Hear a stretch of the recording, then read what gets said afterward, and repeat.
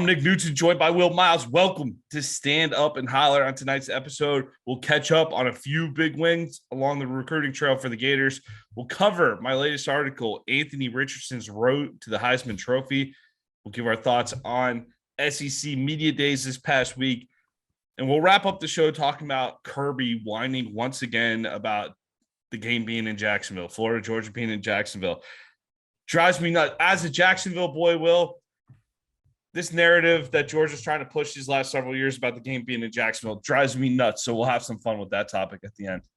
Yeah, well, with the SEC realignment, maybe Florida and Georgia won't play each other anymore. So we won't have to worry about. I mean, look, I think it's amusing when you sit there and get paid $9 million and then complain about the rivalries that sustain those sorts of things. But we'll get to that in a little bit. But how you doing, buddy? I'm doing all right. Did that $9 million bump to 12? Did I see he signed a new deal today? Was it 10 years, 112? Well, but God forbid the schools pay the players. How could they ever sustain that? Jeez. We got plenty of that going on now. That's not a problem. Yeah, man, things are good on my side. We had a little like scheduling issue last week, so we're coming to you a little bit late with some of this recruiting news. We'll dive into it right now. Marcus Stokes from Nease High School. Ever heard of it? Tim Tebow, Nease High School, flips from Penn State to Florida. Basically heard the interview with Denny Thompson, who's great on 1010XL. I know he's been on with Gaither Dave a few times too, but he was talking about it was a tough decision for the kid. He basically did not see the opportunity with Florida early on, ends up getting the offer and flipping from Penn State. Penn State, by the way, has got an insane class going right now. They're doing pretty well on the recruiting trail. So pulling that from Penn State is a nice win at the quarterback position, Will, especially after losing out on Rashada to Miami. But he did announce that his recruitment is completely shut down. And he said he's beyond excited to start recruiting for this class. He told On3 Sports, "I'm ready to be part of what we're building here at Florida." Yeah, I mean, look, I think whenever somebody's committed to Penn State, that's a big time program. So you get a flip. Hey, that's a big deal. Same time, the other offers are really, Florida Atlantic, Georgia Southern, and Georgia State were sort of the ones that he was considering. This is not a can't miss prospect, but again, I think there's some volatility here. So the 24/7 composite has him 386th, but 24/7 has him 154th nationally, which means someone has him ranked like 600 or 700 somewhere to drag that average up. And that's going to be the question, right? The question is going to be, is he going to perform like a guy in the 100, 150 range, or is he going to perform like a guy in the 600, 700 range on average? And so there's some volatility here. And I think, again, we've talked about this a few times with a few of the different guys that they brought in, is that in some ways that seems to be the MO for the guys Napier's bringing in. They're all ranked in the 100 to 300 range. We don't have any guys who are ranked, 14th or 18th or, even 55th. But these guys seem to have pretty disparate rankings between the different recruiting services. And, what that means is that there's high upside, but also means there's high volatility. And the question is, have they targeted those guys with high volatility? Because, hey, these are lottery tickets anyway. So if you're going to hit, you want to make sure you hit big. Stokes has some skills, right? He's also an athletic player.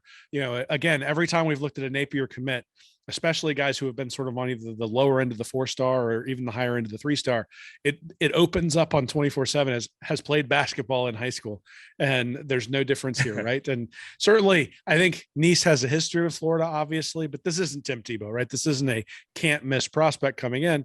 This is a guy that's going to have to develop, and the good news is that there are quarterbacks in the system who can develop, especially if Richardson stays the next couple of years. So a good pickup, good depth pickup. You want to bring in a quarterback every cycle. Obviously, if I had my druthers, Rashada and Stokes, I would say Rashada is probably the guy you want to bring in. But I think there are also things from their high school numbers that say they're probably about equivalent in terms of what we think they might do from the standpoint of working out. And look, 386 is a good player. There are a lot of quarterbacks in that range who end up being very, very good players, but they don't usually come in and they're not good players. They're freshman or sophomore seasons. It takes them a little while to develop. And hey, that's kind of Napier's MO anyway. You think of him as a more conservative guy. Somebody's going to develop a quarterback for his system. And so Stokes should fit in that way. Yeah, Denny Thompson too, by the way, also a personal quarterback coach to Anthony Richardson, works with Marcus Stokes as well. So if you like what you see from Anthony this year, same guy is working with Marcus Stokes up in Jacksonville. Bartram Trail, Nease High School. Shout out to St. Johns County. By the way, Florida's getting back up there in toward Duval area. St. John's just just right neighboring county there with Duval County. So getting back up in that Jacksonville area, I like to see it. Another Jacksonville kid here from Trinity Christian. Wait 1 second though, Will. Actually, before we pivot to Treyaun Webb, I do want to also give a shout out to the staff here. After losing out on Rashada, there was a lot of talk that the quarterback board was looking a little light. So to go and pull this recruit here out of Nease, that's a nice turnaround for kind of needing somebody at that spot, right? Yeah, well, I mean, it's nice that they had a board and that they had essentially, sounds like, been telling the kid, if a spot opens, we'll give it to you, right? Rashada decides to go to Miami, the spot opens up, and so they give it to him. So if nothing else, it means they've maintained relationships with guys down the board, even as they've tried to bring in recruits who are higher level. You'd like to bring in the higher level guy, but certainly it speaks to a process and an organization that was not necessarily there previously. Nice pivot. It was a nice pivot to get it done. And again, talk about wrapping up kids from about Ponte Vedra, about an hour and a half there from Gainesville. So right in the recruiting zone right there. All right, Treyaun Webb from Trinity Christian High School, the running back. He just knew, he said he knew he was going to go to Florida. It was just a matter of time of when he wanted to announce it. He told 1010XL in Jacksonville. He also added that this is a great staff. They're all people I believe have my best interests at heart. Napier is a great dude, a real guy. He wants what's best for you. He's going to push you. That's kind of with all of the staff. I grew a relationship with them, and I'm just really excited. I'm ready to be a Gator. Of course, this is the little cousin of D Webb, who attended the University of Florida in the early 2000s, or back around when we were floating around there at Florida, Will. But Treyaun Webb here, this is a big get. This is a guy that you look at as, this was a little bit of a bellwether prospect for me, Will. Just like Cormani McLean is on the upper end, this is a bellwether prospect. Legacy kid, don't let him get out of Jacksonville. Take care of business on there. You're going up against Penn State. You're going up against South Carolina. Take care of business. Lock him down. And this was a guy that maybe like a few months ago or about a month ago here when we started talking about like what's going on, why aren't we locking up some of these guys? This was one of those guys we circled. Like, this should have been a kid, one of the first off the board. Finally get that commitment from him here early July, and it feels good that they ended up locking up Treyaun Webb. Excited for him to be a Gator. Love his tape. Yeah, I mean, so look, I think if you're Billy Napier and you have this history that he's got at Louisiana of building offensive lines and running the ball, you got to be able to recruit running backs. And so after just a dearth of running backs, having to fill that with Lorenzo Lingard, DeMarcus Bowman, who, don't get me wrong, very, very high level talented players, but not guys who came to Florida originally.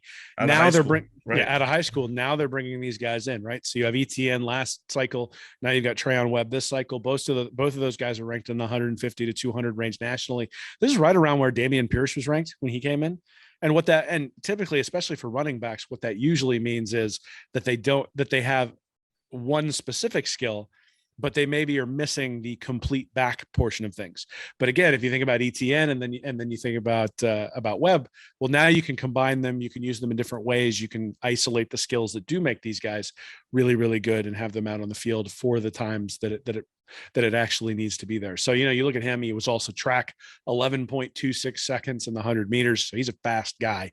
So he's a guy you hope is going to be able to take the ball to the house if you give him a crease.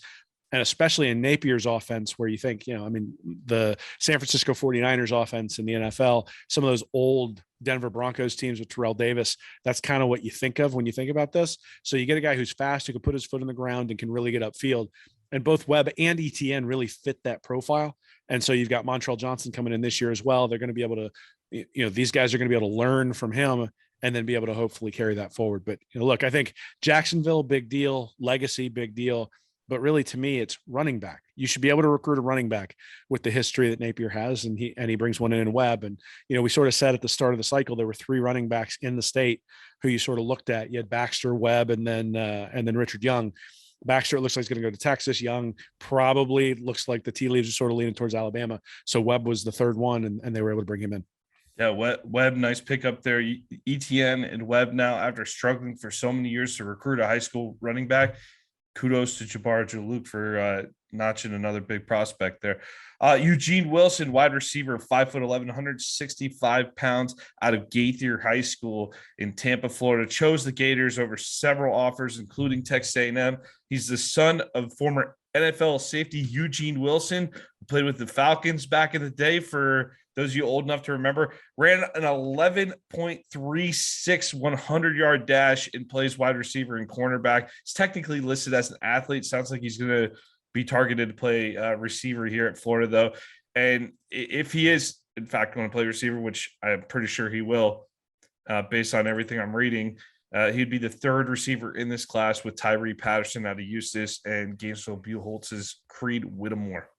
And well, beyond that, he's a slot receiver, right? He's somebody who can change directions quickly. He's a guy who, if you read the scouting reports or look at his tape, he's changing direction quickly and able to create separation. And that's something that Florida really struggled with last year, creating separation. So a guy like Wilson being able to do that is going to be important. The interesting thing is you look at it, you say, 11.36 100 meters. Well, I just said that Treyaun Webb was 11.26. So this guy's somebody who can create separation at the wide receiver position against cornerbacks, and Webb's even faster than that. So I think it's really interesting. And again, also runs track, right? I mean, this is it's not earth shattering that guys that guys who play football are also going to run track or play basketball or something like that. But it is a consistent theme. And again, I think you look at this, the question here is size, right? 5'11", 165. He's not a very big guy. That's why he's ranked at 138th nationally. I think, that was one of the concerns about Kadarius Toney when he came in, right? And that's something where if you use a guy correctly, you train him in the way you want to, and then the best way to train him, you can have a breakout season based on those skills. So Napier's targeting some specific skills here with Wilson. I mean, he's a really good player, right? 138th nationally is a really good player. Certainly adds to the class. And I think is a wide receiver is a position of need, but slot wide receiver is really a position of need. And so having a top 150 guy like Wilson in there is a great addition for Florida. I heard Napier at the SEC Media Days talk about the wide receiver room. And he was saying even this year, he likes where they're at right now. But he's talking about really trying to improve the mix in the room. And you want to have, he called it a basketball team at wide receiver. You don't want a bunch of centers. You want the power forward. You want the point guard. You want to mix it all up. The shooting guard, you need to mix it up at the receiver position. So this is a guy that's going to play a very specific role when he comes in.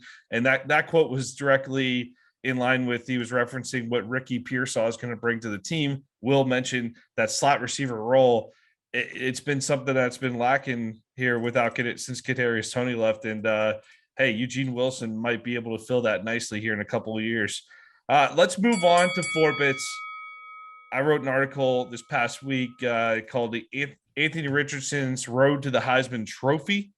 And before we dive into it, I do want to stress this. This was not Nick, the Florida Gator fan, writing an article saying, gee golly, Anthony Richardson's about to win the Heisman Trophy. This was me actually taking a look around the country here and looking at the odds. You go out, you can find odds here that CJ Stroud, Bryce Young, Caleb Williams, plus 200, plus 350, plus 900.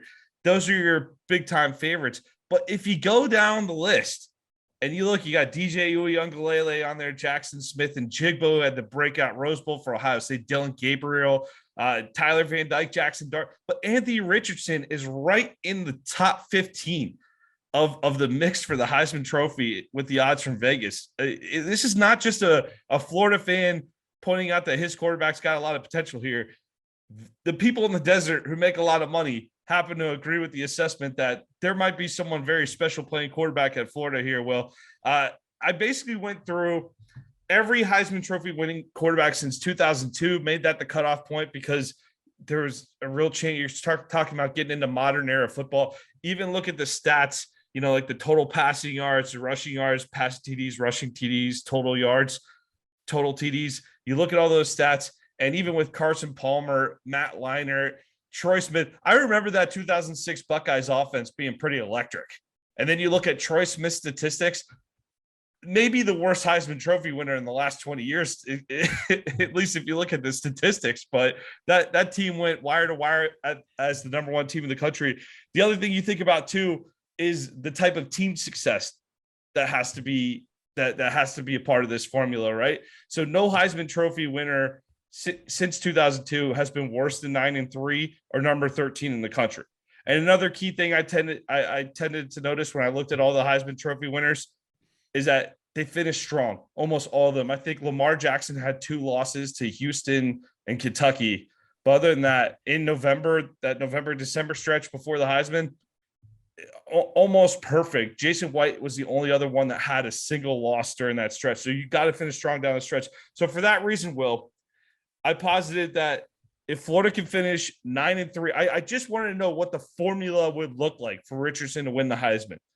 And I think you could pull off 9-3, number 13 in the country. You have to go unbeaten down the stretch in November, 4-0, which means that key moment for his Heisman Trophy might be that November 5th road trip against Texas A&M.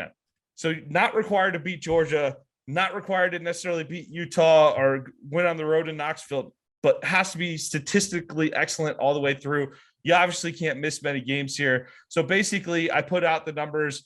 I want to see him, depending on where he rushes. Is it a crazy thought to think he's going to get above the 800-yard mark rushing, Will? Am I crazy to think that that's solid potential right there? No, you're in for 400 yards on 51 carries last season. So not overly being too big of a homer there thinking that. So 800 to 1,000 yards rushing, you could pass for close to like 3,100 yard. You can pass for about 3,100 yards if you exceed the 800-yard rushing mark. Tim Tebow, by the way, I believe had 838 yards rushing his Heisman campaign. The key thing is the total yardage. So if you're going to be a little lower on the passing yards, you obviously have to have that rushing yardage up there. Lamar Jackson, for example, rushed for 1,500 yards as a Heisman Trophy winner. Tebow rushed for 22 touchdowns, only passed for 29. Johnny Football rushed for 1,100, 19 touchdowns on the ground, and only threw for 24. So there's been, the numbers are kind of all over the place, but they kind of fall into a range enough to where we could build this profile. And I said, I'd like to see Richardson hit the 4,600-yard total mark. I think he can hit 1,000 rushing yards, which means he needs to at least hit 3,100. And by the way, math might not be my top thing. I do understand that 3,100 plus 1,000 does not add up to 4,600, but I said plus, Will. 3,100 plus 1,000 plus. So get whichever one needs to be a little higher to get to that 4,600-yard mark would be awesome. Minimum of 30 passing TDs, minimum of 16 rushing TDs. And I'm only bringing that rushing TD total up a little bit so that you don't have to go as high on the passing total TD, but your total TDs around 46. So if you get 46 total touchdowns, that would definitely be a solid resume walking into New York. I think you're at least in New York in the conversation for a Heisman Trophy, so long as you're also 9-3, number 13 in the country, and you finish very strong down the stretch, 4-0 with the win over Texas A&M in Aggieland. So you got a few stats there, a few what ifs, right? Obviously, I think the yardage part is really interesting because I think him getting the 800, 900, 1,000 yards is doable, right? It's a question of can you do it and stay healthy, I think is sort of the question. But if you look at that and say what that means is you end up in the 3,100 to 3,200 range. So last year, here are the guys between 3,100 and 3,200. Sean Clifford for Penn State, Ben Bryant for Eastern Michigan, Holton Ahlers for East Carolina, Jack Cohn for Notre Dame, Frank Harris for UTSA, Brock Purdy for Iowa State. So do you think Anthony Richardson can have a better season than Frank Harris at Texas San Antonio? That's what you're really asking when you do that, right? If you think he can get 1,000 yards rushing. Now, 1,000 yards rushing is a lot for a quarterback, right? I mean, it's not like that's nothing, right? I mean, do you think Lamar Jackson will let him? Do you think Napier will let him get to that? Because that's my big question that I wonder. Well, I mean, so I think it depends, right? I think it depends a lot on what the season's doing. I think there's development through the air that you want to see Richardson make. At the same time, they open up against Utah. And this, I think, is actually the bigger thing is that the Heisman usually has to do with the narrative, right? So if Anthony Richardson comes out and throws for 350 and runs for 125 against Utah, he's number one on the list before anybody else has really even gotten started. And so he has an opportunity to sort of put his stake in the ground. Now, if he goes out and he throws for 125 yards, throws 5 picks and Florida loses, well, then there's no way he's winning the Heisman, even if they go 9-3, right? There's just sort of that image in people's mind of a complete flop. Now, maybe he goes out and he throws for 220 yards, Florida loses by a field goal, then you can still redeem yourself going 9-3. I agree with what you said about things late in the year. The other aspect of it is, and I think this is sort of this absolutely is true.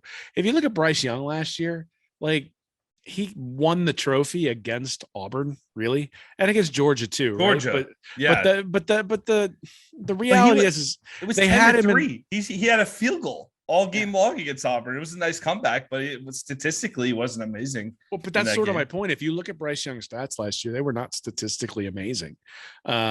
I think he made the plays when he had to make them. He was leading the best team in the country, or one of the best teams in the country, and that's sort of why he ends up getting the award. So what that tells you is that Richardson is going to have to be, if they're 9-3 or 10-2 or something like that, Richardson's going to have to be head and shoulders better than a guy like Bryce Young or a guy like CJ Stroud, because we know that those teams are going 11-1, 12-0, and are going to have an opportunity essentially to ride the team success. And I think as this award has essentially become the best quarterback on the best team over the past decade or two, that's really the thing that creeps up, right? Tebow wins in 2007 because it was just a dynamic in terms of the way that offense moved. Florida had won the national championship the year before, so clearly very, very relevant. And just he was doing things that no one else had done and put up numbers nobody else has been able to put up. Cam Newton only threw for 2,500 yards back in 2010, right? So he rushed for 1,400. Well, right. I mean, again, so it comes back to the thing about Richardson isn't necessarily, and I think this is maybe the one place where the statistical case doesn't really do it justice. The endearing memory for most people last year of Richardson is just him dusting people on a run where it barely looks like he's running and he's creating separation, or where he's like drifting left and throws this impossible pass to Jacob Copeland, right? And if those plays had come in the middle of a 10-2 season where Florida was in it until maybe a loss to Georgia or a loss to A&M late in the year, and Richardson was just torching people and had sort of those quote unquote Heisman moments where he's drifting around doing something crazy, and you go, nobody else in the country can make that play, then obviously he has the ability to stick in this sort of thing. Do I think he's going to win the Heisman? I don't think so. But what you're really saying here, and what Vegas is saying, is they're saying there's extraordinarily high upside, but there's also a floor. And it's not like he's got this, he doesn't have a Stetson Bennett floor. He has a floor of, we don't know how bad he could be, but we know how good we know how electric he can be. And the question is, can he do that consistently? So look, if I was looking at the list of guys you put in there, in terms of who might win the Heisman Trophy, I mean, geez, just look at the list. I got to get there because you wrote like pieces about every single guy who's won the Heisman over the last like 50 years. Well, Kadon Slovis is on that list. There's obviously projecting here, but DJ Uiagalelei, right? That is a Clemson pick. Like he's plus 2,800. That is I think Clemson's going to rebound and be in the national championship picture, because Uiagalelei did not do anything last year that suggests that he should be in the Heisman running. Dylan Gabriel coming over from UCF to Oklahoma. Well, we don't know what Venables is going to do. It's a brand new coach. Like I sit there, offense. Like, and Gabriel's a very good player with a good track record, but does he have that upside? Does he have the dynamism? And that's really the thing, is when Richardson was kind of a revelation early last year, and then Dan Mullen sitting him for 4 or 5 games kind of let that die out. I think if he comes out and puts up an electric game against Utah and an electric game against Kentucky, all of a sudden now it's, hey, Dan Mullen really should have played this guy last year. This is who he is. And the dynamic plays from last year kind of build into a Heisman case for this year. So I actually went through the schedule here, and you're looking right off the bat, you're looking at potentially 3 ranked opponents here in September with Utah, Kentucky, and Tennessee. But if potentially 4 top 10 opponents across the schedule with Utah. We did this on our preview show. Show me the loss with LSU coming into that Florida game. Show me the loss, because if you're nervous about Florida State in the Superdome, I'm sure not. Georgia and Texas A&M potentially. So again, you'd like to say maybe you go 2-2 in those games, but if you're statistically awesome, you're about 9-3. Lamar Jackson had 1 top 10 win the entire season. It was at Florida State. Remember that Florida State game where they put up 60 on FSU?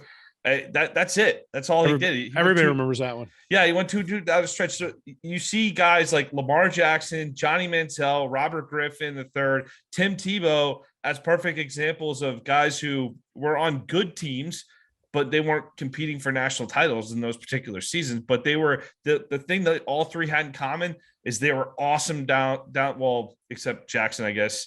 The 3 of the 4 were awesome down the stretch. Robert Griffin was incredible down the stretch. Tebow was awesome down the stretch. A 7-touchdown performance against South Carolina on that Saturday night. You remember that one? And Manziel had that Alabama moment, obviously. So, I mean, if you do, I'm not even asking for Richardson to beat Georgia here. I'm not even asking for it. I think there's a path without it. But a big outing against Utah and Kentucky those first 2 weeks puts them on the map. And I think the Gators have enough great games on that schedule between September and October that he could build enough of a lead if he's statistically dominant that you might be able to ride out that November schedule. Because after Texas A&M, it's a little bleak unless South Carolina surprises this year. You got South Carolina, Vandy, and FSU down the stretch, assuming no SEC championship game. And that might cost them 3 weeks of mediocre opponents might cost them down the stretch. So maybe, but look, I mean, whether or not he wins the Heisman, get into the running, and it's going to be a fun season. Yeah. Kyle Trask a couple years ago, to your point. All right. Well, that article is up on readandreaction.com. Be sure to check it out. We got more coming for you here as we're heading into the end of July, getting into August, Will, here. Speaking of which, talking season SEC Media Days for 6 bits.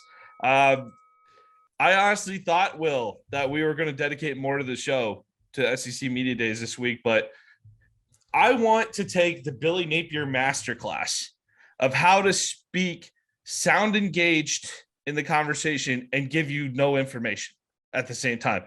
It's incredible. The guy is an absolute master at doing so. And if you listen to Saban, you listen to Kirby, and you listen to Billy, there's an absolute template that's being written for these media days on these speeches.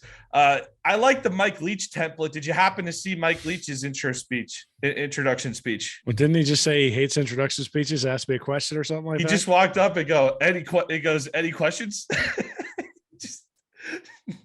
Just let's dive into it. Could have been worse. Narduzzi decided from Pitt decided to take shots at everybody. So, well, didn't he say Pitt can win the Big Ten?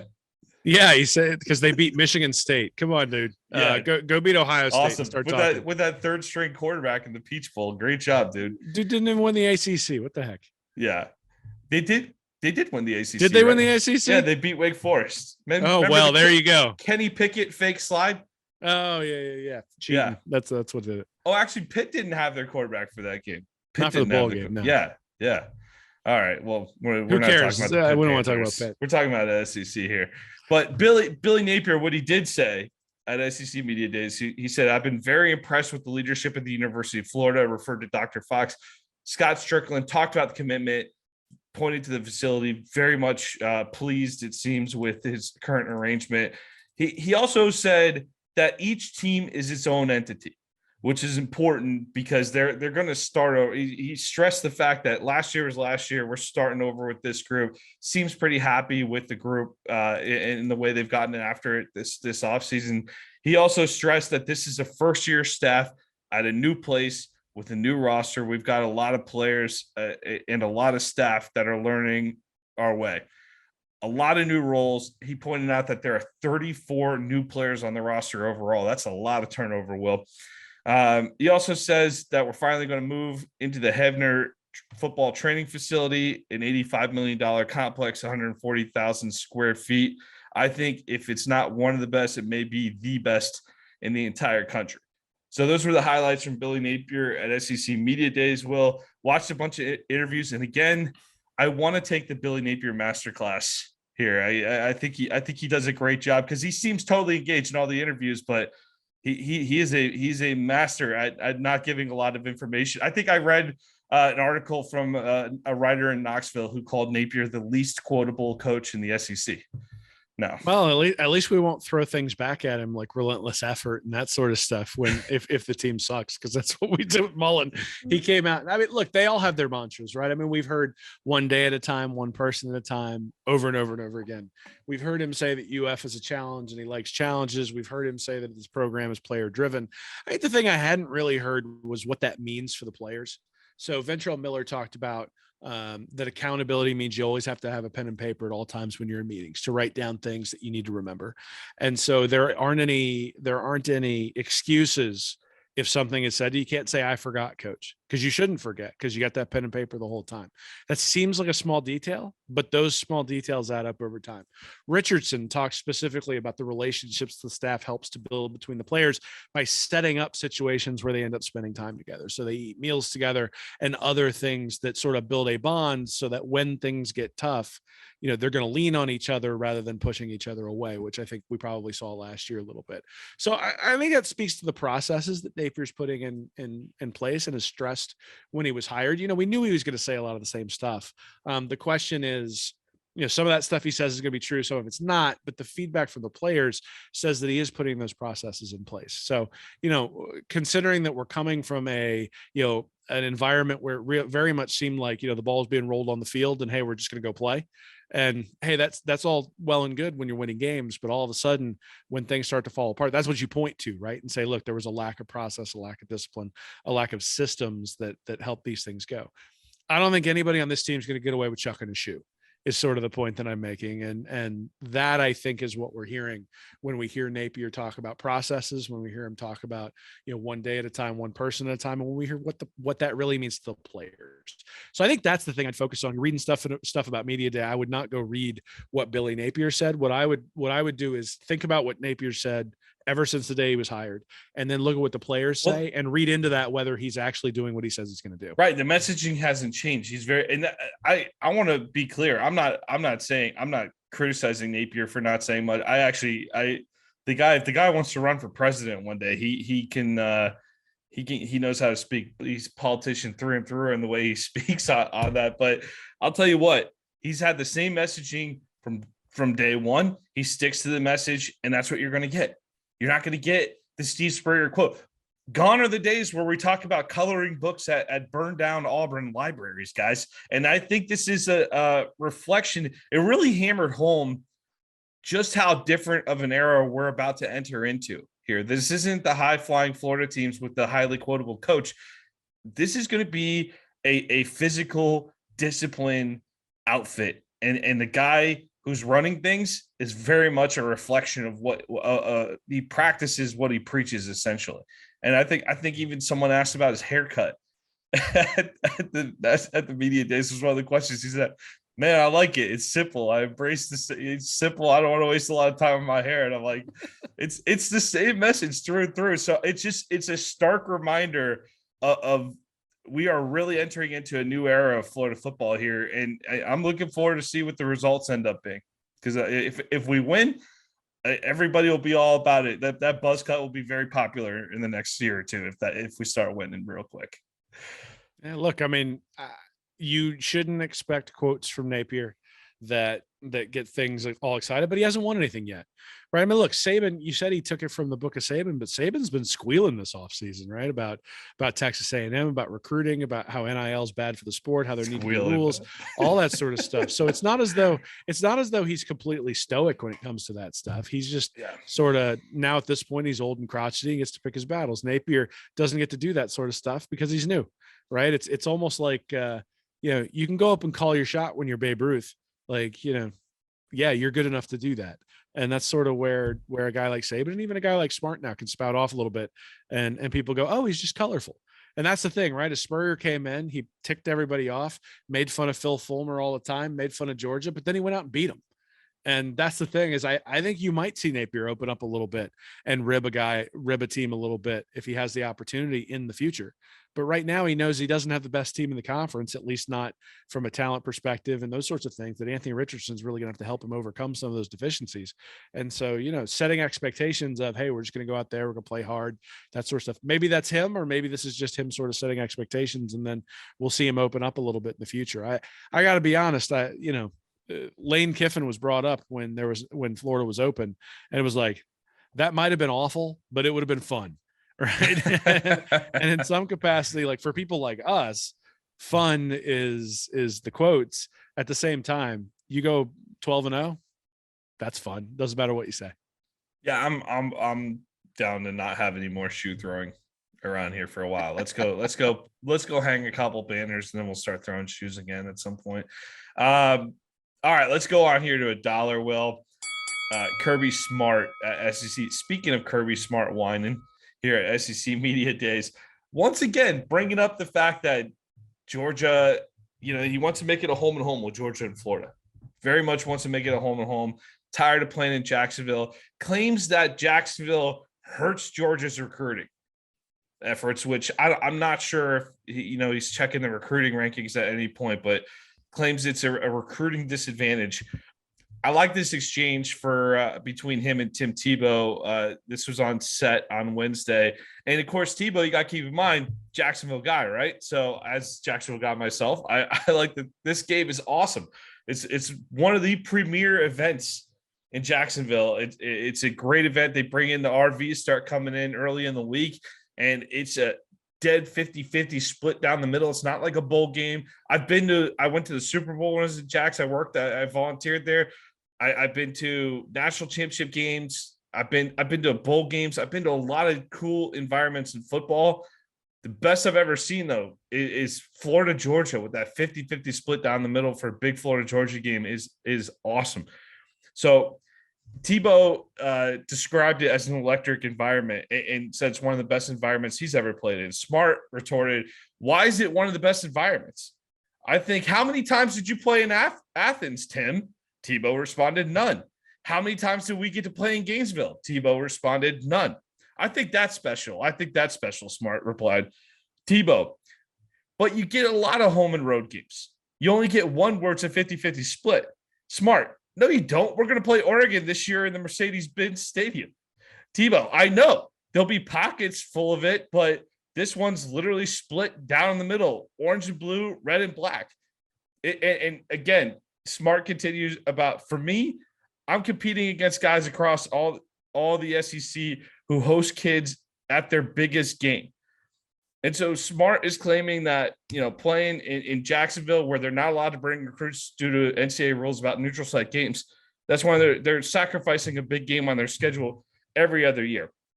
So he says Alabama and LSU don't have to do that. Why do we have to do that? Okay. Kirby's a Georgia grad, so I guess he's not going to appreciate it because he came up playing during a time where Spurrier was just waxing Georgia year in and year out. So maybe he didn't maybe Jacksonville is not very fond in his memories, Will. But I got to say this, and I called this out a couple of years. I've been talking about this for a couple of years here, but if you're Georgia and you're Kirby Smart, how do you, with a straight face, make this argument? It seems like every offseason this comes up now. You make this argument, and then you're scheduled in 2020, canceled obviously, but you were supposed to play Virginia in Atlanta. Neutral site game, giving up recruits, right? Where did you open the season last year, Will?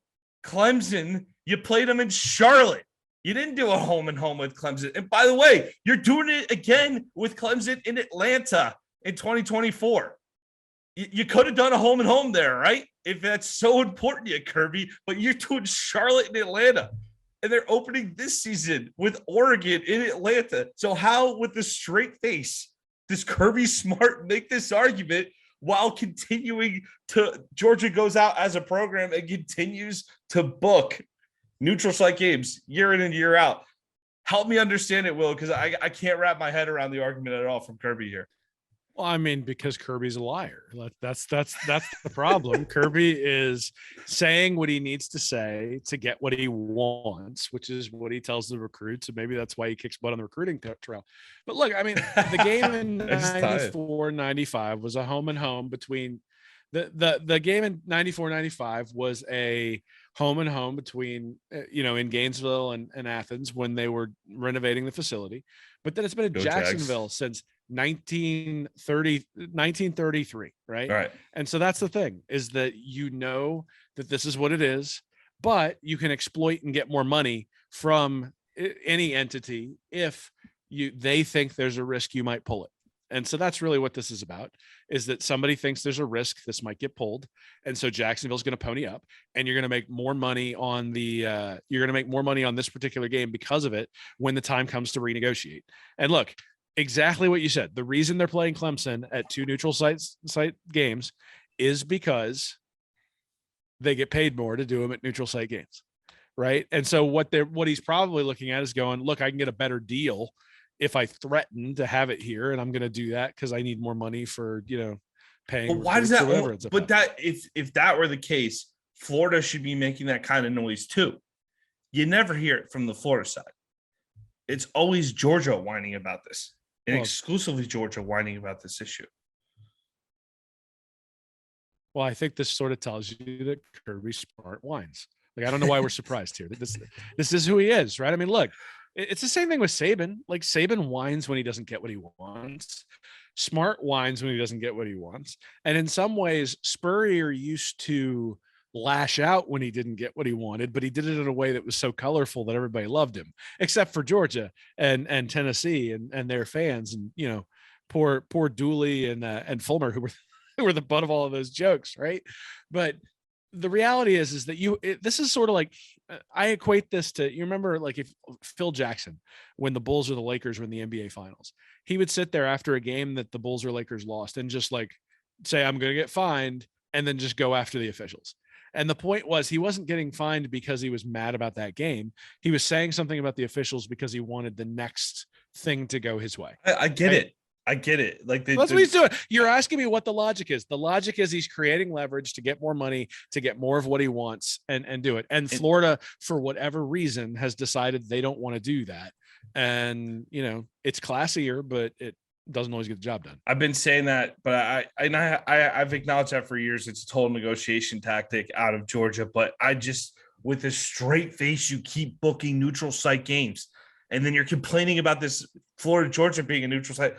Drives me crazy, drives me nuts, because I think that is, hey, look, I'm the guy who, on the last episode, we're talking about the changes in college football, how things are getting better, and you got to embrace change sometimes with the, like, even though if you don't love seeing like USC and UCLA go to the Big Ten, you got to, you know, it's going to make for some interesting changes. It's not going to be all bad. One little thing to hold on to, the Jacksonville game, that's just a cool element of the Florida-Georgia rivalry. It does make it different than just your average home and home. Florida State do home and home. It's cool. I like it, but it's different. It's different going on that road trip versus them coming to your place. And there's been some great moments in Florida State, but Jacksonville is special every single year because of that. Even if the game isn't always great, it's special because it's in that environment. And I think that makes it totally unique. It's a unique thing for each of the programs to sell. Oklahoma and Texas do it at the old ratty Cotton Bowl Stadium in Dallas every single year. That looks like an awesome environment that I need to check out at some point too. But I think this argument from Kirby Smart is I'm sick of hearing it every single offseason. So I get what he's doing. I understand it. It's the dumbest argument on the planet. And it's the same thing. Georgia counts a win over Florida from 1904 before we had a football program that existed. And they keep that on their records. Can't explain it, but they're going to do it. That's a good way for me to sum up Georgia football to the world. Who, for those of you not familiar with dealing with Georgia football, that's a good way to sum it up. Hey, look, all I know is in 1981, the last time Georgia won the national championship, inflation was at record highs. In 2021, the world's going to hell, man. Inflation record highs. The whole takeaway here is that Georgia is bad for the country, and go Oregon. That's really Go Ducks. The take home from here. Go Ducks. Hopefully that neutral site doesn't sneak up and bite Kirby in that opener, man. I know how much he hates those things. All right, especially with Bo Nix taking him out. That'd be great. Oh wow, that would be quite the storyline. And Dave, we'll have Gator Dave on to apologize for making fun of your Oregon playoff pick at that point then too, huh? Well, I don't know. You're the one who thinks Mississippi State's going to come up and bite them. So I think I'm on solider ground than you are. I think I'm hoping they are, but one big upset. Out don't back on that. You're on the. I didn't say Georgia. I said buddy. One big upset. One big upset. Wink, wink. Like they're going to, or at, you know, that Georgia's coming there to Starkville. I heard. You don't want to hear those cowbells in November. All right. Any final thoughts before we head out here tonight? Oh man, we're only a month and a half away. Away. Close. So things are going to ramp up at the website. Things are going to ramp up on the YouTube channel. We appreciate everybody supporting us, and we got some cool stuff coming up this season. So hopefully everybody enjoys it. Have a great weekend, everybody. Go Gators. Thank you for watching this episode of Stand Up and Holler. Be sure to subscribe to the Read and Reaction YouTube channel. Join our Patreon community at Read and Reaction for bonus content each week, and check out our website at readandreaction.com. I'm Nick Knudsen, joined by Will Miles, and as always, go Gators.